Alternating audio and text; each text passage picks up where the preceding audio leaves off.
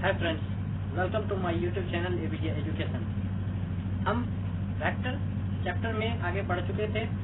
अब थोड़ा और आगे बढ़ते हुए हम चलते हैं, आपको वेक्टर की ओर ले चलते हैं। देखते हैं कि ये वेक्टर जो है आखिर में हमारे किस काम का है, ये वेक्टर हमारे रियल लाइफ में किस तरह से इफेक्ट करता है, ये भी आज हम समझ लेंगे आज के इस वीडियो में। जैसा कि आपको लिखा हुआ दिख रहा होगा कि आज हम चलने वाले हैं component form of a vector, संगठक के रूप में सदिश।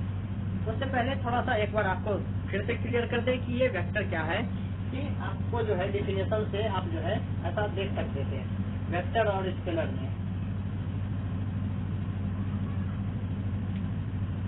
इसको बोलते थे स्केलर, इसको बोलते थे वेक्टर। वैसे इसके हिंदी नाम में आप देखिए ये लिखा हुआ है अदिश।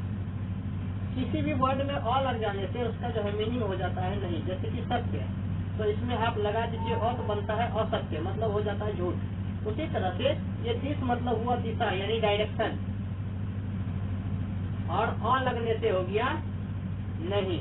जैसे यहाँ सत्य, इसका मतलब होता था नहीं, यानी जो सत्य नहीं है उसी को हम बोलेंगे असत्य। उसी तरह से जिसमें दिशा नहीं है उसको बोलेंगे अदिश, और इंग्लिश में इसका नाम है स्केलर। फिर जैसे सदिश, ये देखिए सौ लग जाने से होता है सहित, और दिश तो मतलब दिशा, यानी जो दिशा सहित हो उसको हम बोलेंगे वेक्टर। हिंदी में सदिश, अंग्रेजी में वेक्टर। तो अदिश और सदिश का हमने एक और डेफिनेशन जो दिया हुआ था, जो यूनिवर्सल डेफिनेशन एक तरह से कह सकते हैं, मेन रूप से याद रखने के लिए आप जो डेफिनेशन कह सकते हैं वो भी हमारा यहाँ पे दिया हुआ है कि A quantity with magnitude, unit and direction is called vector। यानी मैग्नीट्यूड, यूनिट और डायरेक्शन के साथ हम जिस क्वांटिटी को लिख सकते हैं उसे हम वेक्टर कहते हैं। हिंदी में कहें तो परिणाम, परिमाण, मात्रक और दिशा युक्त राशि को सदिश कहा जाता है। हम तो इस बारे में पहले ही आपको बता चुके थे, ये बात पहले ही क्लियर हो चुकी थी। ज्यादा इसमें डिस्कशन न करते हुए हम सीधे आज के टॉपिक पे चलते हैं। हमारा ये आज का टॉपिक है संगठक के रूप में सदिश, component form of a vector. Vector का कंपोनेंट क्या होता है? तो पहले एक वेक्टर लेते हैं। मान ले ये आपका एक्स एक्सिस, ये वाई एक्सिस, और यहाँ ये ओरिजिन आपका मूल बिंदु। यहाँ से आप क्या है एक पॉइंट हम ले लिए क्या एक्स वाई, और एक्स वाई पॉइंट का नाम है ए, यानी आपका ये ओ है आपका ओरिजिन, ए है आपका कोऑर्डिनेट ऑफ ए कितना एक्स वाई। तो हमारा वेक्टर ओ ए, जैसा कि कल बताया गया था आपको कि ओ से शुरू होगा ए तक जाएगा, तो आप ए के कोऑर्डिनेट में ओ के कोऑर्डिनेट को माइनस करेंगे तो हमारा वेक्टर ओ ए आएगा। तो उसी तरह से आप देख सकते हैं ए में से इसको माइनस करने से एक्स में 0 माइनस करेंगे तो एक्स आई, और वाई में 0 माइनस करेंगे तो वाई जे। जैसे ये आपका रहा, ये आपका क्या है वेक्टर फॉर्म में आ गया। ये पोजीशन वेक्टर आपका हुआ करता था। अब हम जानेंगे इसका ये कंपोनेंट आखिर क्या होता है। कंपोनेंट मतलब एक तरह से कह सकते हैं इफेक्ट, उसका इफेक्ट जो है कैसे काम करता है। जैसे देखिए हम सिंपल एक बात एग्जांपल लेते हैं।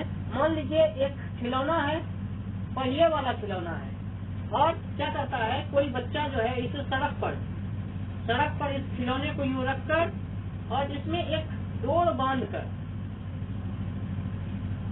इस तरफ खींचने लगता है। ये देखिए डोर से खींचा जा रहा है खिलौना किस तरफ, एक तरफ, और साथ ही साथ इसके वजन के कारण से, इस खिलौने के वजन के कारण से इसमें एक फोर्स लग रहा है, एक बल लग रहा है नीचे की तरफ जो इसको खींच रहा है, वो ग्रेविटेशनल फोर्स है, गुरुत्वाकर्षण बल है।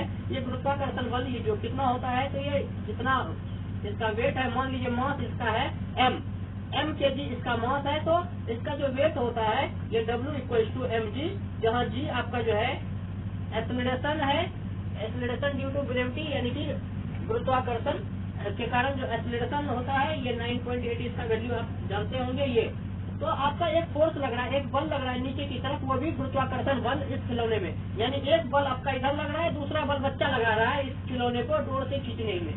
तो दो बल यहाँ पे एक साथ काम कर रहे हैं, और तब जो है खिलौना जो है किस तरह से आगे बढ़ता है। तो आप देखेंगे जब खिलौने की डोर को हम इस तरफ खींचते हैं तो खिलौना जो है हमारा इस तरफ आगे बढ़ता है, यानी सड़क पर आगे बढ़ता है। हॉरिजॉन्टली एक्स एक्सिस में ये आपका चल रहा है, यानी कि कह सकते हैं कि देखिए इसमें दो फोर्स था, एक बल नीचे था, एक फोर्स नीचे लग रहा था, दूसरा फोर्स ये इस डायरेक्शन में था, लेकिन रिजल्ट आपका जो है इस डायरेक्शन में आता है। यानी क्या है कि आपका ये वेक्टर का जो इफेक्ट है वो एक्स एक्सिस में आ रहा है। ये दोनों वेक्टर मिल करके जो है एक्स एक्सिस में इफेक्ट डाल रहे हैं, इसलिए ये खिलौना जो है मूव करता है, यानी चलना शुरू करता है तो एक्स एक्सिस की तरफ। तो हम इसी बात को आज जो है जानने की कोशिश करेंगे। इस बात को हम दोबारा फिर से क्लियर करेंगे। तब तक चलते हैं, पहले कंपोनेंट देख लेते हैं कंपोनेंट क्या होता है।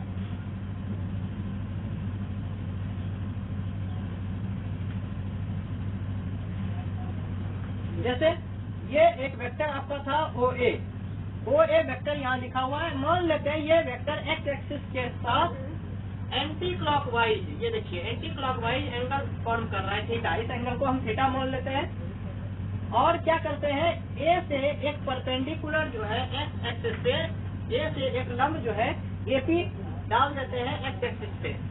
AP जो है परपेंडिकुलर टू एक्स एक्सिस है।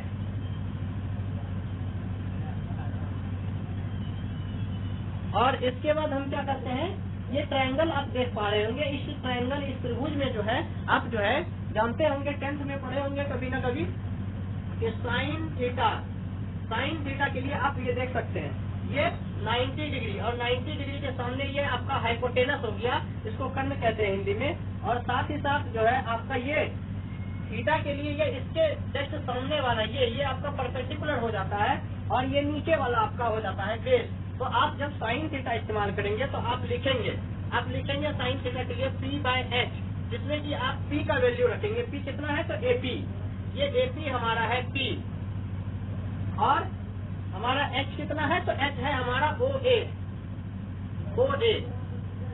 लेंथ जो है वो हमारा H है। उसी तरह से अगर cos थीटा की बात करें तो cos थीटा में आप देख पाते होंगे कि हम जो है cos थीटा के लिए याद रखते हैं B/H। तो इसमें आप जो है यहाँ B के जगह पे OP और H तो आपका OA है।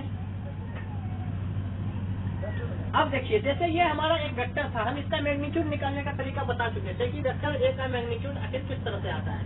तो वेक्टर A का मैग्नीट्यूड आप ऐसे लिख सकते हैं या सिर्फ आप ऐसे भी लिख सकते हैं। और ये कितना होता था तो ये X वाला और ये Y वाला, यानी I के साथ जो है उसको और J के साथ जो है उसको, दोनों को हम होल स्क्वायर करके जोड़ देते थे। ये x² + y² ओवर रूट, ये आपका क्या आ जाता था, लेंथ OA।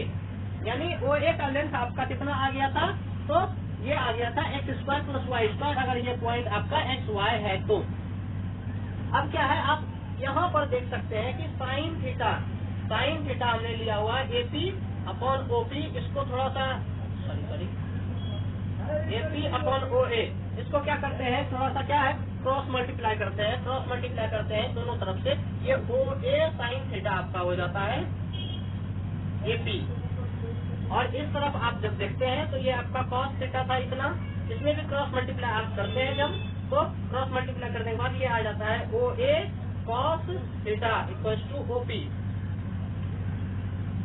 और आप मान लीजिए इस वेक्टर के लेंथ को, ये हमने x² + y² जो है इसको हम मान लेते हैं R। तो आपका ये जो होता है, ये वेक्टर हमारा, वेक्टर OA को हमने माना हुआ है वेक्टर R। तो वेक्टर R का लेंथ आप जो है सिंपल ऐसे भी लिख सकते हैं। तो आप यहाँ पर लिख सकते हैं R sin थीटा AP और OA को हम लिख सकते हैं R। तो इस कंडीशन में आप लिख दीजिए इसको भी OP।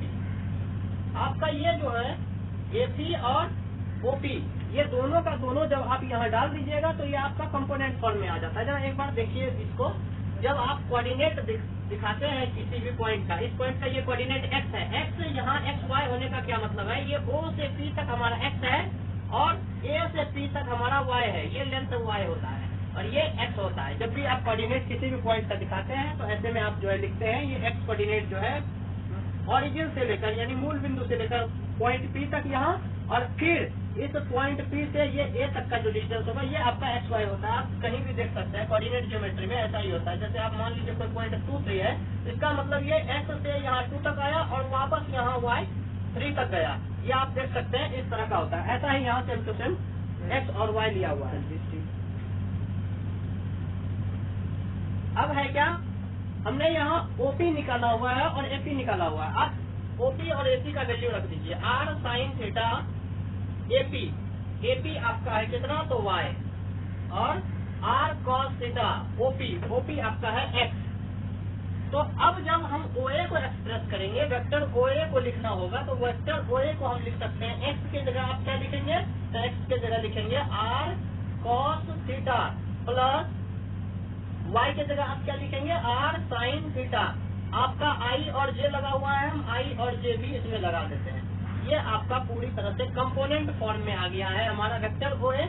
इसको अगर आप आर बोलते हैं तो चलिए ठीक है, आर के रूप में आप इसको लिख सकते हैं, आर साइन थीटा आई क्या, सॉरी आर कॉस थीटा आई क्या, आर साइन थीटा जे क्या। ये आपका जो है वेक्टर, कोई भी वेक्टर आपका आ जाता है कंपोनेंट फॉर्म में, इसको आप कंपोनेंट फॉर्म कह सकते हैं। ये देखिए ये कितना होता है, तो ये वेक्टर जो है इसी का मैग्नीट्यूड, वेक्टर आर का मैग्नीट्यूड है यहाँ पे और यहाँ पे भी, और साथ ही साथ ये थीटा क्या है, तो ये एंगल ऐसा जो कि एक्स एक्सिस के साथ ये फॉर्म किया है। जितना एक्स एक्सिस के साथ ये एंगल फॉर्म करेगा वो हम वही एंगल यहाँ पे लेते हैं। तो ये आपका कोई भी वेक्टर कंपोनेंट फॉर्म में आ जाता है। और इस कंडीशन में आप जो है जब भी आप यूज करें किसी भी वेक्टर को, कभी जोड़ना होता है, घटाना होता है, गुना या भाग करना होता है, तो वो ज्यादातर आपको सबसे ज्यादा आसान होता है कंपोनेंट फॉर्म में। तो कंपोनेंट फॉर्म आपको जो है सीखना और समझना बहुत ही ज्यादा हो जाता है जरूरी। जैसा कि हमने और किसी भी वेक्टर के बारे में बताया था, ये आपका कोई वेक्टर मान लेते हैं, जैसे ये आपका था पॉइंट P और ये Q, दोनों का हम कोऑर्डिनेट लिख देते हैं। मान लेते हैं इस पॉइंट का कोऑर्डिनेट आपका था AB और इस पॉइंट का कोऑर्डिनेट आपका था CD। तो आप जो है वेक्टर PQ को जब लिखते हैं, वेक्टर PQ को लिखते थे किस तरह से, Q के कोऑर्डिनेट में P के कोऑर्डिनेट को माइनस करके। तो जब हम माइनस करेंगे C में से A को, तो C minus A I cap और D माइनस B ये आपका J कैप। तो ये आपका कंपोनेंट फॉर्म में ही होता था, ये कंपोनेंट फॉर्म में। और इसका जो वैल्यू होगा उसका वैल्यू ये होगा जब ये एक्स एक्सिस, आप यहाँ जो है इसके स्टार्टिंग पॉइंट पर जो है एक्स एक्सिस को बढ़ा दें और ये एंगल जो थीटा बनेगा, इस एंगल थीटा को लेते हुए आप लिख सकते थे यहाँ कॉस थीटा आई और साइन थीटा जे। और साथ ही साथ यहाँ आपका जो आएगा PQ का लेंथ आएगा, यानी लेंथ PQ आपको यहाँ रखना पड़ेगा। तो ये आपका कोई भी वेक्टर कंपोनेंट फॉर्म में आ जाता है। अब आप जो है इसी बात को थोड़ा सा एक दूसरे वेक्टर से देखते हैं। जैसे कि आपका कोई वेक्टर A है, अगर आपको इसको कंपोनेंट फॉर्म में लिखना होगा तो कंपोनेंट फॉर्म में आप लिखेंगे इसको A cos theta I A sin theta J।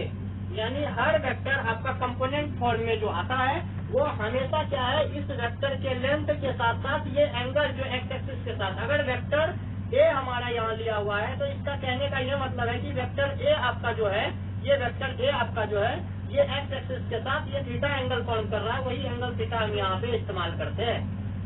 तो उम्मीद करते हैं आपको जो है किसी भी वेक्टर को कंपोनेंट फॉर्म में लिखना अच्छे से आ गया होगा।